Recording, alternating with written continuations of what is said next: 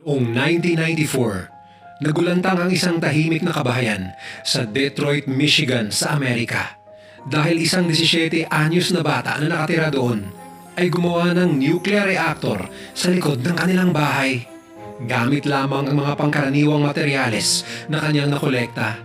Dahil dito ay agad dumating ang bomb squad, pati na rin ang FBI. At nang hina ang tuhod ng mga otoridad sa kanilang nakita, panoorin ang nakakamanghang kwentong ito at magugulat ka sa katotohanan kung paano niya na-assemble ang mapanganib na bagay na ito at mapapakamot ulo ka sa matinding gulo at masamang epekto na dinulot nito sa kanilang lugar.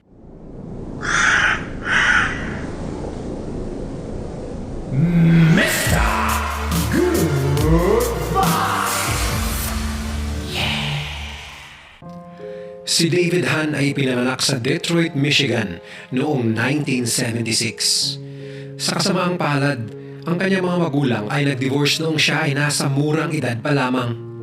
Bilang resulta, siya ay namuhay kasama ang kanyang tunay na tatay at stepmother at nakakasama lamang ang kanyang tunay na ina tuwing weekends.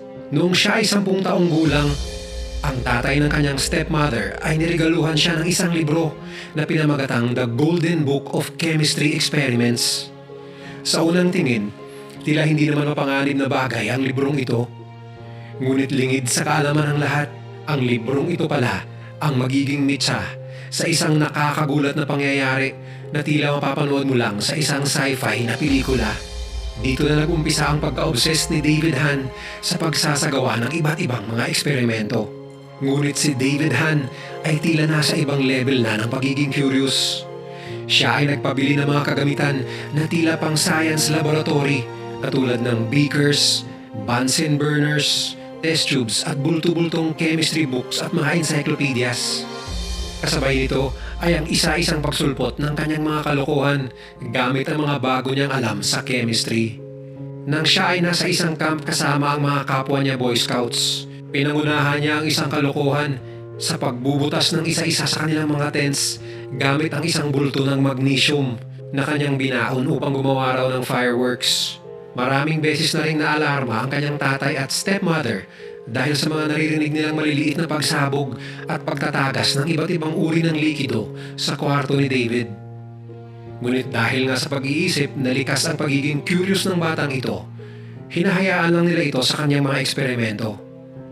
Pero dahil nga paulit-ulit ang mga nasabing pagsabog at pagtagas, inilipat ng kanyang mga magulang sa basement ang kanyang laboratory setup dahil nagiging istorbo na ito. Ngunit ang ideya na ilipat si David sa basement upang tumahimik ang mundo ng mag-asawa ay isang maling akala. Dahil nga nagkaroon na ng access si David sa mas malaking espasyo at lugar na mas pribado, lalong lumaki at naging mas komplikado ang kanyang mga eksperimento. Para magkaroon siya ng pondo upang makabili ng kanyang mga kailangan at kagamitan, na masukan siya sa iba't ibang uri ng trabaho upang makalikom ng pera. Katulad ng sa tunay na buhay, ang mga eksperimento ay hindi laging tagumpay. At patunay ang isang pangyayari sa buhay ni David Hahn na ang kapangyarihan o talino ay mapanganib sa kamay ng taong hindi naiintindihan ang kanyang ginagawa. Isang araw, nang pinag-e-eksperimentohan niya ang isang bulto ng phosphorus, inilagay niya ito sa isang glass na container at pinagpapapalo gamit ang screwdriver. Sa gulat niya, sumabog ito. Ang mga peraso ng salamin galing sa container ay sumabog sa kanyang mga kamay at kinailangan pa siyang dalhin sa doktor dahil may mga bubog rin na pumasok sa kanyang mata. Bagamat likas kay David ang pagiging curious, hindi marahil niya naisip na mahalaga ring parte ng pag-e-eksperimento ang pagiging maingat. Para sa iba, marahil isa na itong solid na dahilan upang itigil na ang kanyang pagkakahumaling sa mga science experiments. Ngunit hindi sapat kay David Hahn na masabugan ng salamin para pumirme at maghanap ng bagong libangan. Bagkus, inilipat niya lamang ang kanyang mini laboratory mula sa basement ng kanyang stepmother papunta sa basement ng bahay ng kanyang tunay na ina. At dito na nagsimulang lalong mag-level up ang kanyang mga experiments. Dito na niya na-explore ang mundo ng radioactivity. Simula nang siya ay lumipat ng tirahan, mas lalo lang humaba ang oras ni David Hahn sa kanyang laboratorio. Walang sino man ang nakakaalam ng kanyang mga ginagawa roon. Ang kanyang nanay at ang boyfriend nito ay hindi man lang naisip na i-check kung ano na ang nangyayari kay David doon. Bagkus, sila ay namamangha lamang sa dedikasyon at focus nito sa kanyang hilig. Matapos ang ilang araw, si Michael, ang boyfriend ng kanyang nanay, ay tinanong si David kung ano ba ang kanyang pinagkakaabalahan. At sa nakakamangha ngunit nakakakilabot na pagkakataon, sumagot si David ng, "Alam mo, isang araw, mauubusan na tayo ng langis sa mundo. At yun ang aking pinagkakaabalahan ngayon, ang may kinalaman sa paglikha ng enerhiya upang maging kapalit sa langis." Dahil sa kakaibang hilig at lalong kakaibang disiplina ni David sa kanyang tila genius ngunit mapanganib na hobby, naisip ng kanyang tunay na tatay na i-divert ang atensyon nito sa ibang bagay. At naisipan niyang ipasok si David sa Eagle Scouts. Ang isang Eagle Scout kasi ay dapat makaipon ng 21 na iba't ibang badges galing sa iba't ibang disiplina. Ang iba ay mandatory, ngunit ang iba ay optional, depende sa kagustuhan ng isang scout. Maaaring ang isang tao ay makatanggap ng badge para sa woodworking o business halimbawa, ngunit para sa isang henyo tulad ni David, ipinokus niya ang kanyang atensyon para makakuha ng isang badge na walang ibang kabataan ang nagka-interes, ang Atomic Energy Badge. Dahil dito, si David ang kauna-unahang scout sa tropahan na yon na nakakuha ng naturang badge. Upang makuha niya ito, siya ay gumawa ng iba't ibang mga pamphlets o mga babasahin at ibinigay ito sa iba't ibang mga pribadong kumpanya na naglalaman kung bakit kailangan ng nuclear energy at kung ano ang mga benepisyong makukuha mula rito. Siya rin ay gumawa ng isang comprehensive na chart para i-explain kung ano ang nuclear fusion at isang toy model na naglalarawan kung paano gumagana ang isang nuclear reactor.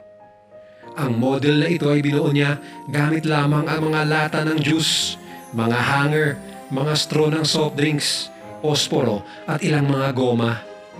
Dahil sa ipinakita niyang gilas, siya ay nagkaroon ng oportunidad upang mabisita ang radiology unit ng isang ospital upang personal na makita at madagdagan ang kanyang kaalaman sa mundo ng radioactivity. Lahat ng mga ito ay nagawa niya sa murang edad na 14 anyos lamang. Ngunit para kay David Hahn, hindi pa dito nagtatapos ang lahat. Isa lamang itong stepping stone o paghahanda para sa kanyang ultimate na experiment o obra maestra, ang gumawa ng isang aktwal na radioactive nuclear reactor. Para isagawa ito, kailangan ni David masagot ang ilang mga kahaharapin niyang problema. Paano at saan siya makakakuha ng mga materyales upang isagawa ang planong ito? Balak ni David na gumawa ng isang breeder reactor. Ang breeder reactor ay isang uri ng nuclear reactor na hindi lamang naglalabas ng enerhiya, kundi patuloy rin na gumagawa ng enerhiya para sa kanyang sarili. Sa madaling salita, para itong self-sustaining na battery, kusang nagre-recharge at may unlimited na source ng enerhiya. Kung titingnan, maaari itong maging sagot sa krisis ng enerhiya sa mundo.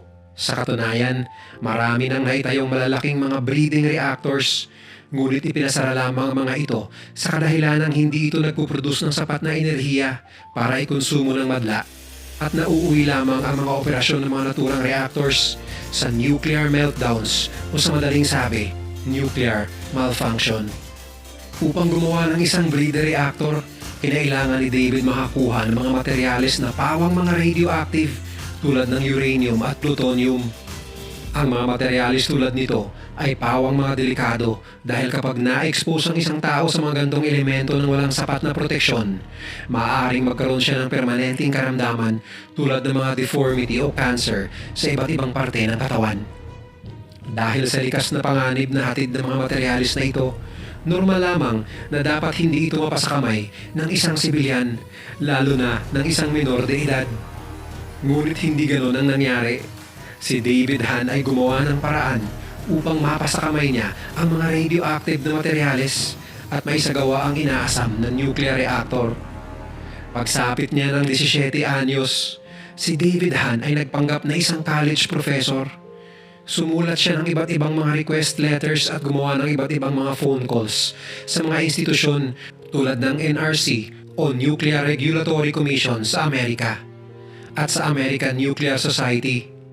Wala man lang nag-check sa mga nabanggit na ahensya sa pagkakakilanlan at edad ng taong tumatawag sa kanila.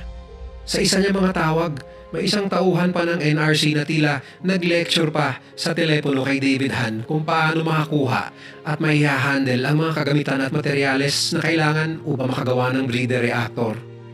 Ito marahil ang isa sa pinakamahalagang impormasyon niyang narinig upang maisakatuparan ang kanyang balak.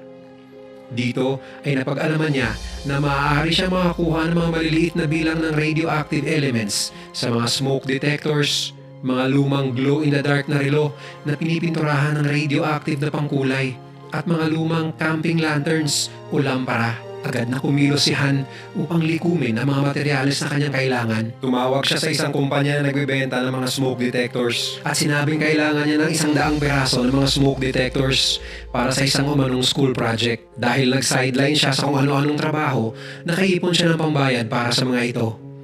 Matapos na mai-deliver at makuha ang mga radioactive materials galing sa mga smoke detectors na ito, na nagngangalang Americium-241, agad niya itong pinagkakabit-kabit, winelding at isinilid sa isang lead casing na may maliit na butas upang gawing homemade neutron gun. Ang isang mahalagang mekanismo upang maging matagumpay ang nuclear fission o ang proseso ng pag-generate ng energy galing sa mga maliliit na elements bilang materyales o fuel.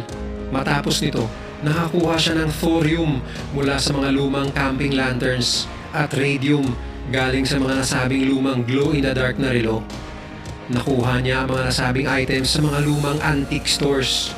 At sa isang hindi malinaw na paraan, nakapag-order din si David ng uranium galing ng Czechoslovakia mula lamang sa pag-order gamit ang telepono. Nakakuha rin si David ng barium sulfate galing sa mga nurse ng isang lokal na ospital na nakadestino sa radiology ward. Gamit ang mga nalikom niyang materyales, duct tape, kumot at foil, nakagawa si David ng fully functional ngunit hitik sa panganib na nuclear reactor sa likod lamang ng bahay ng kanyang nanay. Ang masama pa dito, walang ibang nakakaalam ng proyekto niyang ito kundi siya lamang. Walang kaalam-alam ang kanyang komunidad sa panganib na nakaamba sa kanilang seguridad at kalusugan. Matapos niyang mapagana ang kanyang homemade na nuclear reactor, palaki ng palaki ang panganib.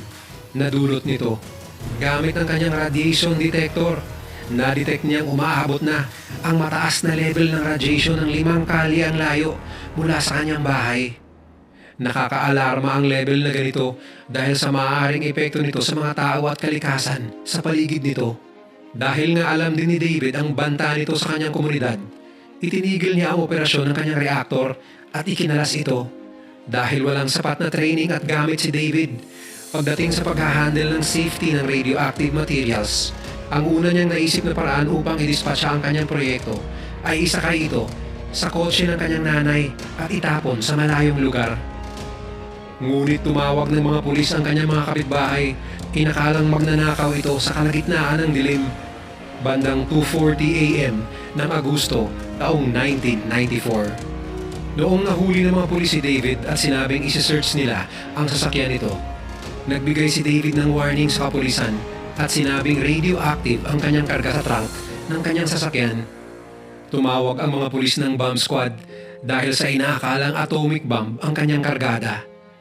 Ngunit hindi man singbagsik ng atomic bomb ang nasa kanyang sasakyan, ay singbagsik naman ang epekto nito sa kalikasan at sa kalusugan. Sinukat ng mga tauhan ng bomb squad ang radioactivity level ng reactor. Merong 1,000 times ang taas nito mula sa normal na level na katanggap-tanggap at safe sa tao.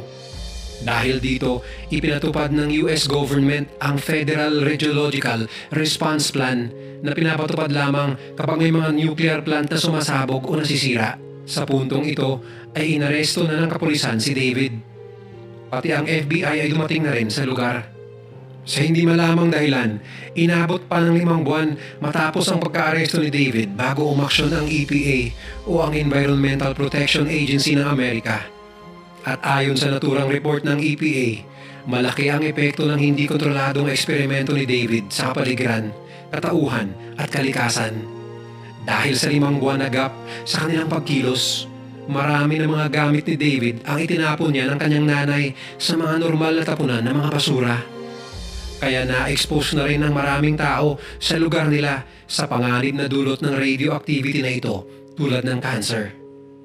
Ang mga tirang gamit sa laboratorio ni David pati ang bahay ng kanyang nanay ay giniba, dinispatcha at inilagay sa gitna ng Great Salt Lake Desert sa Utah, kasama ang iba pang mga radioactive waste galing sa mga ahensya ng gobyerno. Ayon sa pag-aaral, na-expose ng nuclear reactor ni David ang may 40,000 na katao sa mas mataas na posibilidad ng cancer o iba pang related na sakit. Na-detain si David Hahn sa isang correctional facility pero tumanggi itong magpagamot at magpatingin kung ano ang epekto ng radiation sa kanyang katawan. Dahan-dahan siyang nakaranas ng matinding depression hanggang sa inirekomenda ng mga otoridad na ipasok siya sa isang mental institution noong 1996. Lalo pang nalugmok si David nang namaalam ang kanyang ina dahil winakasan nito ang sariling buhay. Dala marahil sa napakaraming problema na kanilang kinaharap dulot ng insidente. Kasama na dyan ang limpak-limpak na kaso na isinampa ng mga taong naapektuhan ng pangyayari sa kanila. Lumipas pa ang iilang taon at pansamantalang naging mapayapa ang buhay ni David, lalo na nung nakapasa siya sa US Navy at na-assign pa sa isang nuclear submarine. Pero di rin nagtagal, ito ay inalis sa serbisyo pagkatapos lang ng ilang buwan dahil sa isyong medikal. Naaresto naman si David noong 2007 dahil sa report na muli na naman siyang nangangalap ng mga materyales upang makagawa muli ng nuclear reactor. Sa pagkakataong ito, ang FBI na mismo ang humawak sa investigasyon. Nakulong siya ng 90 days dahil sa mga nakitang radioactive material sa loob ng kanyang freezer. Noong September 27, 2016, na maalam si David Hahn sa edad na 39 dahil sa pagkalaso nito sa pinaghalo-halong alkohol at droga. Isa marahil si David Hahn sa nagpatunay sa mga katagang iniwanan ni Albert Einstein na ang siyensya raw ay parang isang labahan na hawak ng isang 3 taong gulang na sanggol. Maaaring malaki ang parte ng mga desisyon ni David sa pangyayaring ito, ngunit dapat na mas malaki siguro ang parte na ginampanan ng kanyang mga magulang upang maiwasan itong mangyari. Kaya kayo, imbis na mag-eksperimento kayo ng iba't ibang delikadong kemikal sa bahay nyo, mag-eksperimento na lang kayo sa pag-ibig. At least, masasaktan ka man sa pag-ibig, di tulad ng exposure sa mga radioactive na kemikal na habang buhay na nasa katawan mo. Gumagaling din sa katagalan ang sakit sa puso. Kung nag-enjoy ka sa video na to, huwag kalimutang i-share sa iba. At syempre, mag-like, mag-comment at mag-subscribe ka na rin. Kita-kita rin tayo sa TikTok at Mr. Good Vibes. Sa isa ko pang YouTube channel, Mr. Good Vibes at sa Facebook page natin. Huwag kalimutang panoorin yung mga videos na nasa kanan para lalo pang sumaya ang buhay mo.